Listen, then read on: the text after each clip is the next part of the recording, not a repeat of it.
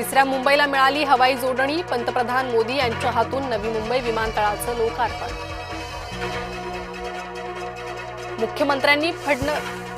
मुख्यमंत्री फडणवीसांनी शब्द पाळला, रखडलेला विमानतळ आणि भुयारी मेट्रो मार्ग आजपासून जनसेवेत।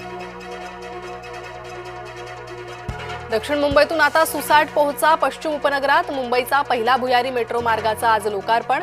कफ परेड ते आरेपर्यंतचा प्रवास मेट्रोतून शक्य, 2 तासाचा प्रवास अवघ्या 40 मिनिटात होणार। महाराष्ट्रात परतीच्या पावसाचा प्रभाव, लातूर, धाराशिव, कोकणासह मध्य महाराष्ट्रात अलर्ट, 2 दिवस मुसळधार पावसाची शक्यता। महायुती सरकारच्या पाठीशी, राज्य सरकारनं घोषित केले सुमारे 32,000 कोटीचे अर्थसहाय्य।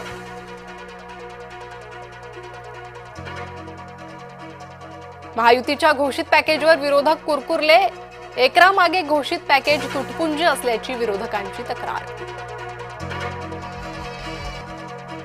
पूरग्रस्तांना दिवाळीच्या आधी मदत पोहोचवू, बोलले फडणवीस, पूरग्रस्तांच्या मदतीसाठी महायुती सरसावली।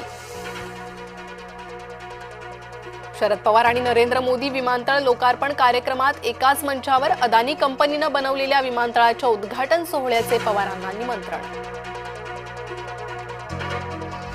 शेतकऱ्याला आणखी मदत देण्यासाठी महाराष्ट्राचा केंद्राला लवकरच प्रस्ताव, राज्याचा प्रस्ताव पोहोचल्यावर केंद्राचे पथक पाहणीसाठी येणार। आधी ओला दुष्काळ जाहीर करा, मगच शक्तीपीठाचा विचार करा, हिंगोलीतल्या शेतकऱ्यांचा शक्तीपीठ महामार्गाला विरोधच। मराठा कुणबी आरक्षणावर न्यायालयाची स्पष्ट भूमिका, सरकारचं म्हणणं ऐकल्याशिवाय निकाल नाही, मुंबई उच्च न्यायालयात सुनावणी कायम।